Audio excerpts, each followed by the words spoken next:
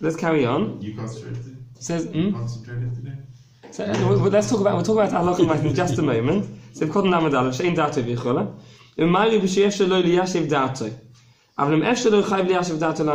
if he's able to settle his mind and concentrate on them, then he should put them on. Okay. Now, in terms of practically speaking, first of all, you asked, today was I? So first of all, we mentioned that during davening, one doesn't have to think about the tefillin. Right? During learning or davening, one doesn't have to have one's mind on the tefillin. That's number one. Secondly, as the MISHNA Berura says here, one should try, even if one is in a situation of mitzvah and one can't concentrate on it, one should try and settle one's mind. In addition to this, there's the Aruch HaShulchan. The Aruch HaShulchan says that he's never heard of anyone patting themselves with tefillin because it's halacha. Right? He's never heard of anyone. One should always try and settle one's mind. And he also mentions this idea of hesach hadas is actually machlokes what it means. There's machlokes hesach hadas. This is of hesach hadas from tefillin. Doesn't mean that one has to the whole time be concentrating on one's tefillin, except if one's davening or learning. Or does it mean just that one mustn't wear tefillin when one's acting in a light-headed way and messing around a joking manner? Okay. So according to the second opinion, there's only if it's one's light-headed or joking around. Then just because one's in a bit of pain, that wouldn't be a reason to pattern oneself. And therefore, because of this other opinion, says Aruch HaShulchan, one should always try and settle one's mind and put on tefillin in such a situation and not pattern oneself on tefillin. Let's move on. Seif Yud. Says the Shulchan Aruch. HaKoyre b'Torah poter me'hanochos tefillin kol hayom. Zulas b'shas kriyas shema u'tefillah. Someone who's reading from the Torah, he is potter from putting on tefillin all day, except for during Kriyas Shema and tefillin. Kriyas Shema and tefillah. Right? Let's see the reason for this. As the MISHNA Berura called Lamed Dalid. Lamed Dalid. Menach tefillin. V'af agav shemechuyev lahafsek mitam Torah k'dei lekayim kol hamitzvos. Even though when one's learning, one has to stop learning in order to do mitzvahs. Right? One can't say I'm learning, I'm potter from mitzvahs now. Shechiv enough, because this will be a day. The main purpose of tefillin is to remind us, the Pasuk says in the Torah, the point of tefillin is to remind us about the Torah. So if one's busy learning Torah, then one doesn't need to be reminded about Torah mitzvah, like one's learning Torah. It says clearly in the Pasuk, the purpose of the mitzvah of tefillin is to remind us of the Torah, the parashas of the tefillin, and to remind us about the Torah. Okay. Therefore, seeing as he's already busy learning Torah, one doesn't need to stop in order to put on tefillin. Zulas b'shas kriyas shema tefillah, except for during kriyas shema and davening, in order to accept upon himself the oil, accept upon himself the yoke of heaven. Right. Okay. Okay, let's move on. So therefore, nowadays we only put on tefillin anyway during Kriyas Shema and tefillah, and therefore again this halacha is not so relevant because even someone who's learning would have to stop to daven and have to put on tefillin in order to daven. Seif Yud Aleph. Lo yachloitz. Back to the Shulchan Aruch. Seif Yud Aleph. Lo yachloitz tefillin b'fnei rabbi. One may not remove his tefillin in front of his teacher, his Rebbe, but rather he should turn to one side because of the fear of his Rebbe, and take them off, not in front of his Rebbe. Says the MISHNA Berura, this is now the first of the wide lines. It's called Lametei. So it's called Lametei, first of the wide lines. This is referring to his main teacher, the teacher who most of his wisdom comes from. Nowadays it's less common to have a Rav Muvak. We learn from many different people. In the olden days it was very common to have one teacher who would take you through the whole, teach a child the whole way through his life. Nowadays it's not so common to have a Rav Muvak. If one does have a Rav Muvak, he should not take it of the tefillin in front of his Rebbe, rather he should turn to one side. Why shouldn't he take it off in front of him? Says MISHNA Berura, it's not correct to reveal his head in front of his Rebbe. Right? Therefore, he should turn to one side and take off his tefillin, not in front of his teacher. Okay? This is because he has to take his kippah off to take his tefillin off? Yes, it sounds like he's revealing his head in order to take off his tefillin. It says back to the Shulchan Aruch, Seif Yud Beis. Seif Yud Beis. Sorry? Back to the Shulchan Aruch, Seif Yud Beis. Hoy tzorich latefillin u'mezuzah. He needs to buy tefillin and mezuzahs, and he is not in a financial position to buy both of them. He cannot afford both. Tefillin koidmu. He has to buy tefillin first. Tefillin take precedence over mezuzah. Says the MISHNA Berura of Kotan Lamed Zayin. Tefillin koidmu. The mitzvah shebegufay. The MISHNA Berura gives two reasons. The first one is that the mitzvah of tefillin is more important because it's a mitzvah shebegufay. It goes on his actual body. Therefore, it's a stronger mitzvah. Whereas the mezuzah, which goes on, as opposed to the mezuzah, which is placed on the doorpost. Also, because the holiness of tefillin is higher than the holiness of mezuzah. We met this principle when we talked about making the cloth, making the parchment. We mentioned that if it's made only for the kedusha of mezuzah, that's a lower kedusha than the kedusha of tefillin. It cannot be used for tefillin if it was made for kedusha of mezuzah. Right? Tefillin is a higher level of holiness. Mihu ledidon she'ein manichin, says the MISHNA Berura. Mihu ledidon she'ein manichin rak b'shas kriyas shema tefillah im efshe b'she'ela mezuzah kedem is the efshe b'she'ela. However, says the MISHNA Berura, nowadays that we only put on tefillin during kriyas shema and tefillah, therefore it's preferable to spend one's money on the mezuzah, which applies the whole time, and tefillin one can borrow from someone else who's traveling in a different minyan. Okay, excellent. Let's move on to Seif Yud Gimel.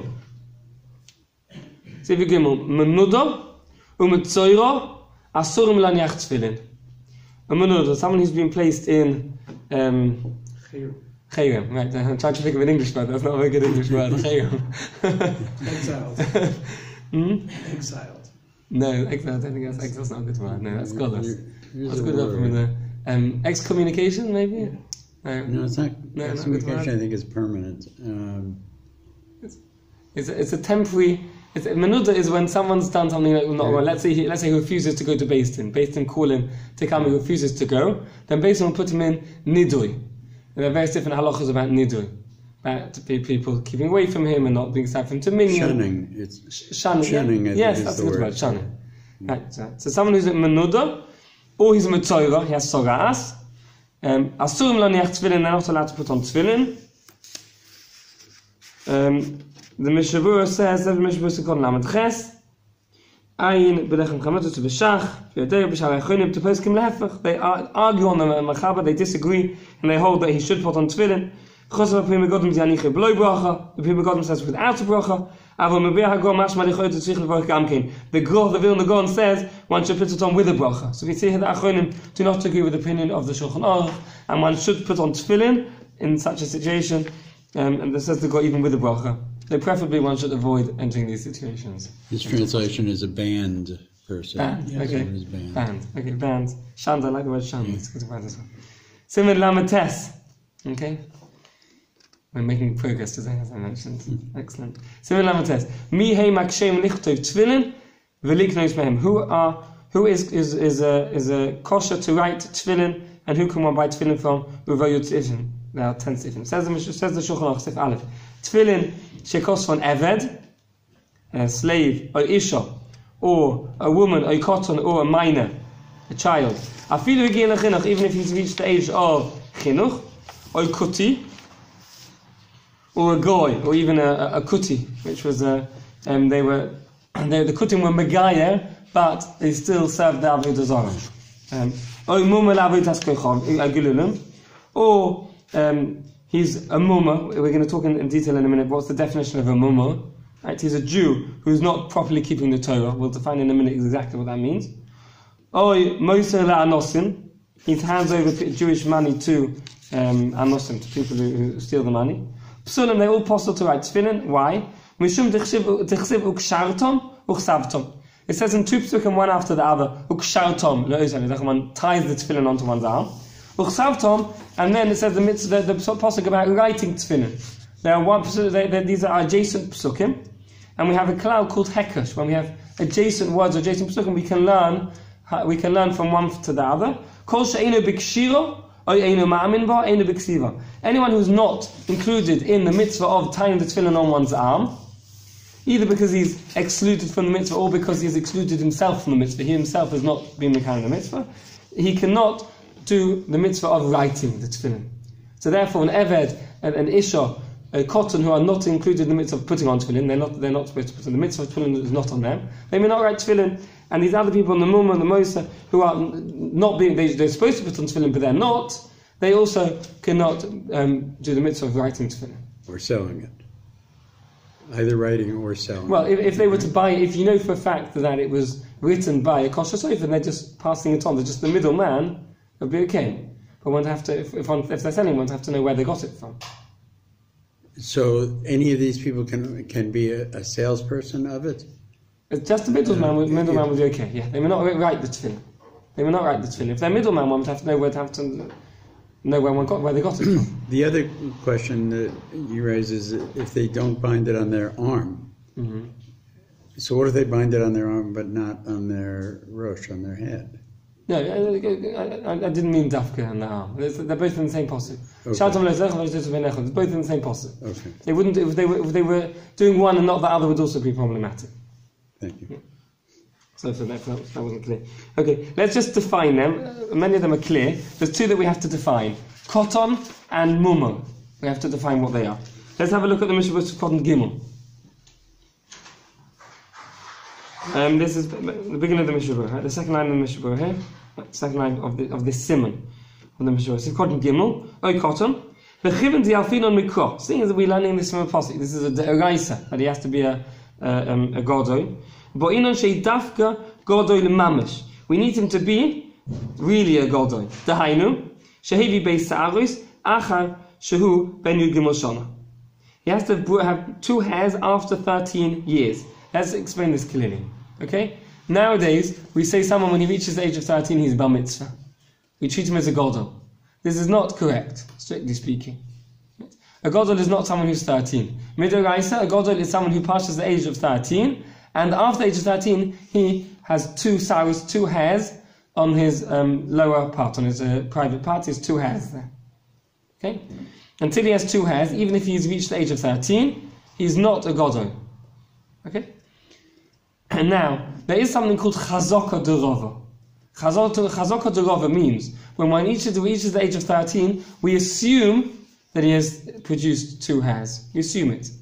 Okay? However, this is only the case, we only rely on this chazaka with mitzvahs derabonon. No mitzvahs are drabonon. We rely on this. Right? However, when it comes to deraisa, we're makpid that he has shtei saros, he has 2 hairs on the lower part of his body. Okay? Now, obviously, we're not going to go around checking. And therefore, when it comes to mitzvahs deraisa, how do we know if he has 2 hairs or not? Let's carry on in the MISHNA Berura. It's going to give us an idea of how to know. If we're not sure if he has 2 hairs, if he has a full beard, he has lots of hairs on his face. He has many hairs on his beard. Even if they're not so long. Okay, then we can assume that he has 2 saros at the bottom. Then we can rely on the fact that he has 2 saros. When he has a ribus, say, when his nismal is kono, then we know he's a godoy. So when it comes to mitzvah deraisa, for example, writing tefillin, right? Another example would be reading Parshas Zochar. Even if one has a bar mitzvah boy, 13, 14, 15-year-old, learning from the Torah on a regular basis in a shul, when it comes to Parshas Zochar, which is deraisa, one should be makpid that only if he's nismal is kono, if he has a full beard. Again, we're not talking about the length here. We're talking about that it's coming out in most parts of the face. Then we know that he has shtei saros, and then he's definitely a golden midoraisa. Okay, so that's that we've defined well cotton. Okay, we're going to come across this many times. Whenever we talk about cotton, we'll discuss this. If it's deraisa derabono, if it's a derabono, one can rely. If he's 13, we assume he's a godoi. If it's a mitzvah deraisa from the Torah, then it has to be that he has 2 saros. And the way we know that is by seeing that he has that nismal is kono, that his beard has filled out. Okay, let's now define a mumo. MISHNA Berura of cotton vov. We're now on the next page, the top line of the page. a mumma, someone who is Jewish, however, he's not keeping the Torah correctly. Okay? And there's a few ways that one gets this title of mumma, which has nafkaminas, widespread nafkaminas according to most halachas. We treat him as a goy in many respects, a mumma. Okay? So first of all, there's a mumma l'avodas gilulim, which is what the words of the Shulchan Aruch. Mumma l'avodas gilulim. That means that even if he's being mekayim other mitzvahs, however, he's doing avodah zarah. If he does avodah zarah, okay, then even if he's mekayim other mitzvahs, he would have this title of a mumma. Okay? Says the MISHNA Berura, if cotton, for example, for us, if someone nowadays, if Buddhists, right, Buddhists bow down to idols, that would be called avodah zarah. Catholicism, according to us, because of the Trinity, that's avodah zarah. So even if a Jew was chas v'sholem engaging in these other religions, even if he was keeping various mitzvahs, he would have the halacha of a mumma l'avodas gilulim. Okay? And if he was engaging in mitzvahs in a religion that we don't consider to be avodah zarah, right. Say some elements of the Protestant religion, and he's still keeping he's keeping all the mitzvahs, then he wouldn't be a mumma. Right. He's not doing avodah zarah. He's keeping mitzvahs. Right. It wouldn't be a mumma. Let's see in MISHNA Berura. He's going to give us the other examples of this. And academics who learn about other religions, it doesn't apply to, I assume, because they're not believing in them. Right. If he's a mumma l'avodas gilulim, he's actually doing avodah zarah. He's got the title of a mumma l'chol Torah, even if he's actually physically keeping other mitzvahs, seeing as he's a mumma l'avodas gilulim. He's doing idol worship. What's defined as idol worship? He has the din of a mumma. If he profanes Shabbos in public, right? Publicly profanes Shabbos, even if he keeps other mitzvahs, he's got the din of a mumma. However, when it comes to other averos, however, when it comes to other averos, even if he does them on a regular basis, he has not got the halacha of a mumma. The only two averos which just that avero by itself turn him into a mumma, meaning even if he's mekayim the whole Torah, except for this particular avero, he still has a din of a mumma, are avodah zarah and chilul Shabbos b'far hetzia. When it comes to other mitzvahs, if it's just one or two mitzvahs he doesn't do, he still has the halacha of a Jew. He's not defined as a mumma unless he's doing a lahachis. He's doing it as a dafkanik. If he's doing it just because he can't help himself, he really wants to do that avera, he finds that cheeseburgers are so tasty, he just has to eat them all day. Right? So even though it's a terrible avera, he's not got the din of a mumma. If, however, he says, I don't like cheeseburgers, but I'm going to eat it because I know it's wrong and I want to do it anyway because God doesn't want me to do it and I want to do it, then even if it's just one avera that he does, then he's also got the din of a mumma. Okay? So the din of a mumma, one gets the din of a mumma in four possible ways. Right? He's a mumma l'chol Torah kula, or even rov, most of the Torah he doesn't do, even if it's because it's l'tei ova and he enjoys doing averas. No particular other reason. But he does most of the Torah, all the Torah he doesn't do. And this is a deraisa when you say most of the Torah. Yes, we're talking about deraisa here. Could you mention? Talking about here, deraisa is not derabbanus. Right. Or, even if it's only one mitzvah, but it's lahachis, he's doing it as a dafkanik. Right? He's doing it because he knows it's wrong and he dafka wants to do it because it's wrong. Or, if it's chilul Shabbos b'far hetzia, profane Shabbos in public. Or if he's doing what's defined as avodah zarah, idol worship. Those are the ways he gets the din of a mumma. And if he was to write tefillin, the tefillin would be possible. And there are many other nafkaminas which we'll come across as we learn more. Just one question. The avodah zarah, right? Does avodah zarah can be done in private and you're still a mumma? Correct. Only by Shabbos it says it has to be before hetzia. Okay. Yes. Thank you. I think during the reign of Josiah, it was the doors would close. And that's right. Yes, that's great. And that was also possible. Okay, let's see if base. Says the Shulchan Aruch if base. Kol sheposel lekoisvan, posel b'chol tikkun asiyoson. Anyone who's posel to write the tefillin is also posel to make the tefillin. Right? We talked about all the different halachas of making the batim, right? And saying the giddim. and all the various different halachas of making tefillin, which we talked about, and tying the kshorim of the tefillin, making the yud or the dalid. All these, all the people in the previous list that we saw in Sif Aleph would be possible for these halachas, for all the parts of making tefillin. Are the laws of making tefillin all deraisa, or are some of them rabbinic? We discussed when we went through all the rest of some of them are rabbinic. The vast majority that we saw were deraisa. Most of them are halacha-theory. Right. The blackness of the tefillin, the squareness of the tefillin, they all have to be square. Right. The kshorim, all those were halacha-theory. Were there any that were drabonon? There was some with the hanging down. Yeah, that's correct. That's not that. That's wearing tefillin. In terms of wearing tefillin, we saw the tefillin should be, the strap should be facing the correct way. Correct. We saw that was. But that's not about making. That's about wearing. Yeah, most of the tefillin, when it comes to making the tefillin, I think nearly all the halachas we saw were deraisa halacha and mishnah. Sif Gimel. Let's move on to Sif Gimel. Ger shechazar ledosei machmas yiro kosher lichtov tefillin. A ger, someone who converted to Judaism, and he returned to his previous religion because of fear, because he was threatened by people from his previous religion. He had to go back to his other religion. He's kosher to write tefillin. He may write tefillin. Says the MISHNA Berura, Sivkot Yud Aleph, Yiro Shelo Yahaguhu. He's been threatened that they're going to kill him. On the bottom line of the previous page, Shelo Yahaguhu. He's been threatened they're going to kill him. After he should really have given up his life. He should have been moser nefesh for Emunah Hashem. However, he does not leave. He's still defined as a Jew. He's not thrown out of Klal Yisrael because of this. Given to Hoya Ba'ones thing as it was through force. However, the Magen Avraham disagrees with Shulchan Aruch and holds that one should not be mekel in this case. Even if in private he keeps the Torah. However, he doesn't put on tefillin. It says in Magen Avraham, even if in private he's keeping the Torah, if he doesn't put on tefillin, and one should not let him write tefillin. Says the Shulchan Aruch Seif Dalid, tefillin shekosvan apikoiros yisrefu v'yesh omim yigonzu. Tefillin that was written by an apikoiros, someone who doesn't believe in any of the 13 principles of faith.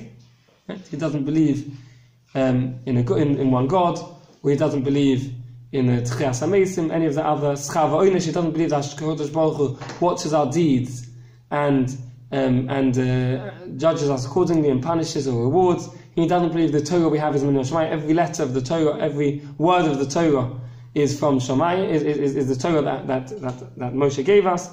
His tefillin must be burnt. This is somebody who, to be an Abakoros, you have to understand the significance of all these things. It's not just somebody who's an ignorant person who doesn't. That's an excellent question. It's an excellent question. It's not clear at all that this is correct what you mentioned. Reb Chaim Soloveitchik said that disagrees with you. He says that the words are Nebuch HaPikoros is Oicha HaPikoros. Even if he's Nebuch HaPikoros, he doesn't know better. What can we do if he doesn't know better? What can we do? He's still an HaPikoros. If he doesn't believe in God, it's very sad that he's ignorant and doesn't believe. But at the end of the day, he's a non-believer. So it's not clear that everyone agrees with his opinion, but this is the opinion of Reb Chaim, and definitely everyone should be choshev to his opinion, unless he's actually positively believes, one definitely shouldn't let him write tefillin. Okay, so here it says one burns the tefillin. V'yesh omrim yigonezu. And some say that one shouldn't burn them, one should put them in geniza. Says the MISHNA Berura of Cotton. Are we talking about the whole tefillin or the actual parchment at this point? Good question. Presumably the whole tefillin, because the box as well has to be written Lishma. Says the MISHNA Berura of Cotton Yud Gimel Yisofu. Imaz Koro saying we burn the whole thing even with the name of Hashem, right? Yud Kei Vav Kei, one has to burn it together with the name of Hashem. Because